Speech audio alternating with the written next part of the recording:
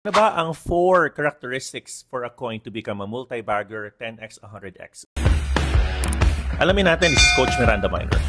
Unang-una ka Miranda, yan po ang market capitalization. Again, imposibleng maging 100x ang isang coin na meron ng $10 billion na halaga because ang total crypto market cap is just 2.3 trillion. Otherwise, pag lumaki man ng 100x, kakainin lamang niya ang buong market cap ng other coins at value ang ibang coins unless magkaroon po ng bagong market fresh money na pumapasok to supply that particular coin from a market cap standpoint.